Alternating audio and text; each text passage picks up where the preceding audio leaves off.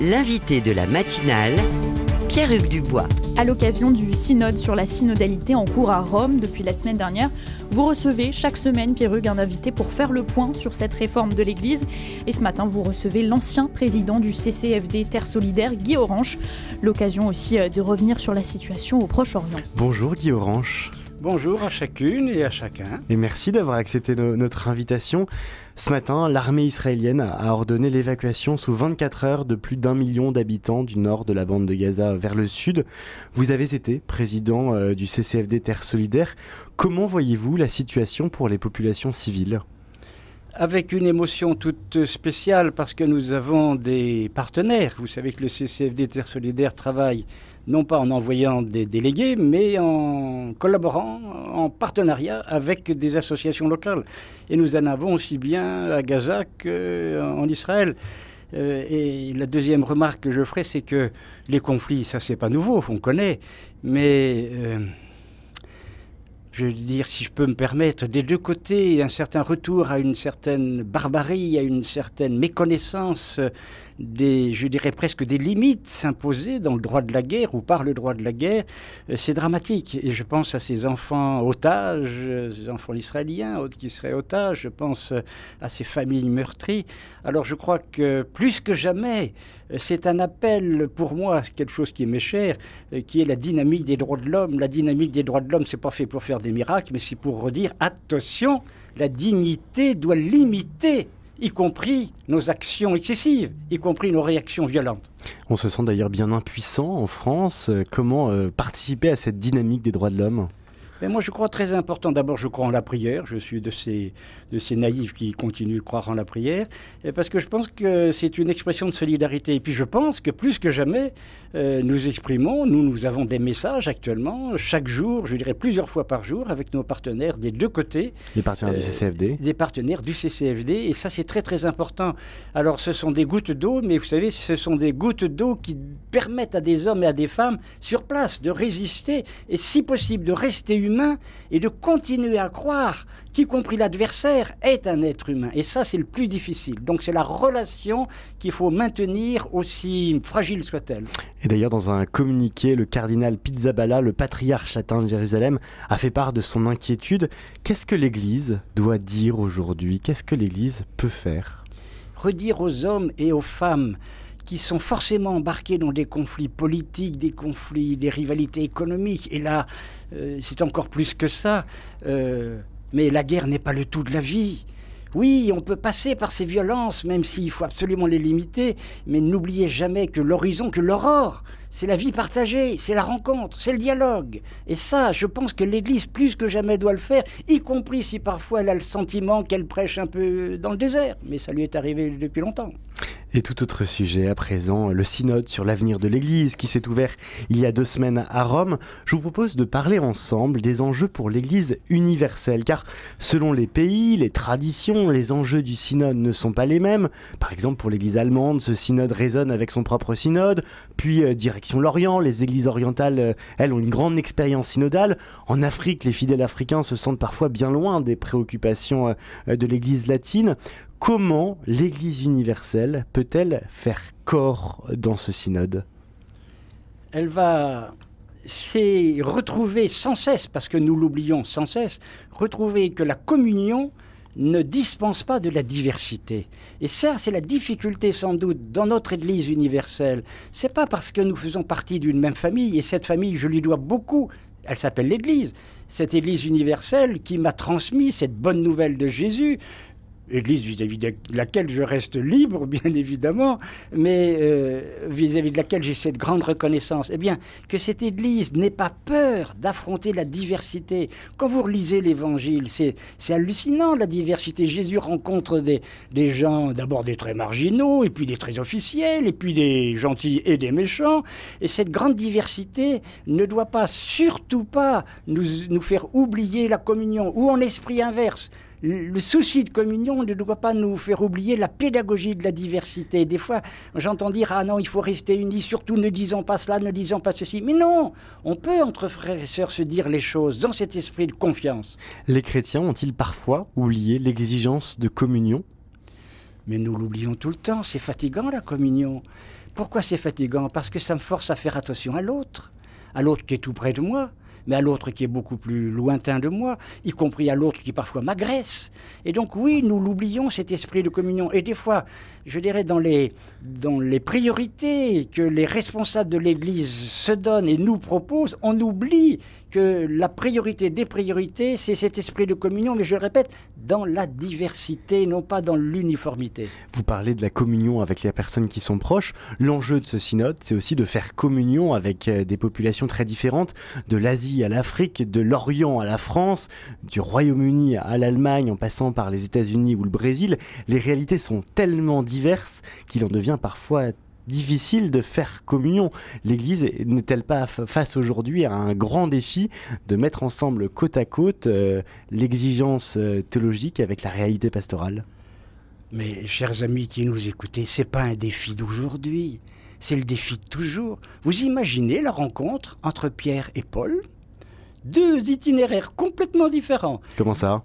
Il y en a un qui est un pêcheur, il y en a un autre qui est un intello engagé dans le monde rabbinique. Donc on ne peut pas faire plus différent. Et bien évidemment, ils vont se disputer.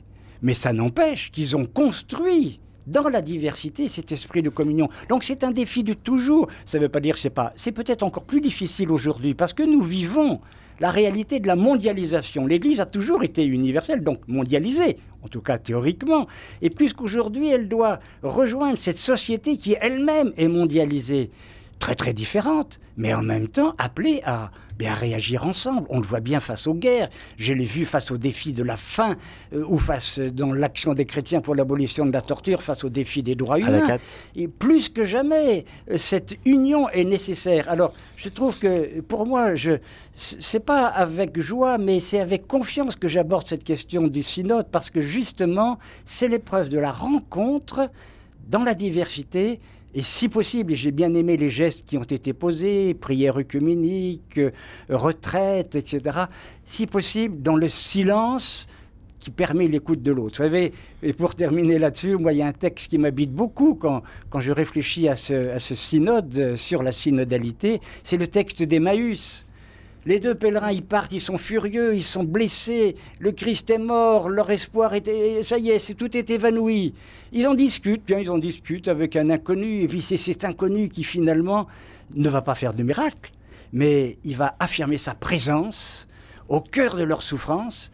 Et ces deux-là, ils restent pas, ils vont pas entrer au couvent. Qu'est-ce qu'ils font? Ils repartent retrouver les copains, les copines à Jérusalem pour annoncer la bonne nouvelle. Moi, je trouve que c'est ça le synode. Et d'ailleurs, dans ce synode, il y a aussi la place des laïcs, parce que justement, c'est faire église avec les prêtres, les évêques et les laïcs. La révolution que vous attendez, c'est aussi la remise sur le devant de la scène de la place du laïc, Guy Orange? Plus largement, c'est l'esprit de co-responsabilité. Est-ce que vraiment nous sommes co-responsables de cette annonce de la bonne nouvelle? Et si oui, ça doit se traduire dans les institutions. Co-responsable, c'est-à-dire prélat et laïc. Prélat et laïc, hommes et femmes. Très proche de l'Église ou plus lointain de l'Église. Ça, je crois que c'est très important. Et la difficulté que nous avons peut-être dans l'étape aujourd'hui, c'est de considérer qu'il y aurait une espèce de révolution qu'on remettrait en cause de dogme parce qu'on permettrait à des laïcs de voter. Mais je suis heureux de savoir qu'il va y avoir 45, je crois, laïcs qui vont voter à côté des évêques. Voilà, c'est pas une révolution. Comment est-ce que vous avez vu dans la théologie ou dans le message évangélique que des non-clercs n'auraient pas à voter? C'est une révolution par rapport à la tradition. Alors, c'est la tradition, est-ce que je peux me permettre? La tradition avec un petit T. Moi, je suis très attaché à la tradition avec un grand T. Ce que mes anciens m'ont dit, de la manière dont ils ont entendu le message de Jésus-Christ, ça, c'est la tradition avec un grand T. Mais est-ce que dans le message de Jésus-Christ, vous avez vu que des non-clercs n'ont pas le droit de participer à la discussion? Dans les équipes qui entouraient Paul, moi j'ai travaillé un peu Paul cet été, eh bien, je suis sidéré de voir qu'il y a des gens extrêmement différents. Et Paul les nomme, ça veut dire qu'il les prend très au sérieux. Alors, révolution peut-être, ou mise en cause de la tradition, mais avec un petit T. Cette tradition qui risque d'être figée. N'ayons pas peur d'ouvrir, mais pour cela, il faut que nous ayons ensemble le courage de revenir à l'Évangile, à ce que nous pouvons comprendre aujourd'hui en 2023. Est-ce que les laïcs n'ont pas aussi déserté la place qu'ils peuvent occuper? Soit les laïcs ont déserté, soit, il faut le dire aussi, certains ont été chassés de certaines places, soit... Lesquels ? Lesquels ? Eh bien, certaines personnes, lorsque un nouveau responsable de paroisse arrive, il ne va pas s'entendre avec les équipes, et ces équipes, elles sont gentiment remerciées, plus ou moins gentiment. Donc j'en connais aussi. Et je ne vais pas en faire un drame, parce que c'est la vie humaine, ça. Mais oui, les laïcs ont déserté, mais il n'y a pas que les laïcs qui ont déserté. C'est le monde qui risque de déserter, c'est ce qu'on appelle la sécularisation. Moi, je trouve très, très intéressant que des évêques qui savent, je pense en tout cas pour l'Europe, par exemple, que le courant chrétien est devenu minoritaire, je parle de la France par exemple, eh bien qu'ils aient le courage de dire oui, mais au cœur de cette minorité, on s'intéresse à ce qui se passe dans le monde et on a envie de vous partager une bonne nouvelle. Ça, c'est magnifique. Donc ne soyons pas, je dirais, tétanisés par ces problèmes de déchristianisation, par ces problèmes de mondialisation violente. C'est au contraire une stimulation. Et l'esprit de synodalité, n'oublions pas, c'est pas un truc extraordinaire, c'est marcher ensemble. C'est ça la synodalité. Voilà. Et justement, on parlait de la place des laïcs. Les évêques de France, lorsqu'ils ont dû mettre en place les réformes et le travail sur les abus sexuels, ils ont pris en compte les laïcs dans les groupes de travail de post-SIAZ. Donc suite à la commission de Jean-Marc Sauvé, il y avait des groupes de travail où il y avait évêques et laïcs ensemble. Est-ce qu'il n'y a pas un premier pas, une première marche qui est réalisée justement pour reprendre en place, en prise en compte les laïcs dans la gouvernance de l'Église ? Sûrement, parce que dans le mouvement synodal tel qu'il a été vécu par la France, moi j'ai été très heureux du document français qui exprime des remarques... La synthèse. Oui, et qui exprime ces remarques venant de tous les diocèses, de communautés très différentes. Et ce document, à la fois, il va donner une position des évêques, mais il va faire droit à la parole diversifiée des uns et des autres. Ça, c'est tout à fait important. Je serais un tout petit peu en bémol par rapport à la prise en compte des groupes de travail. On a été déçus en mars ou avril dernier par le fait que plusieurs des conclusions des groupes de travail post-SIAZ, excusez-moi, que ces conclusions n'ont pas été prises telles quelles, mais peut-être aient été un petit peu renvoyées à des calendes grecques en commission. Oui, et justement, maintenant, dans les semaines qui viennent, qu'attendez-vous de ce synode ? Quelle espérance avez-vous ? Quelle espérance portez-vous ?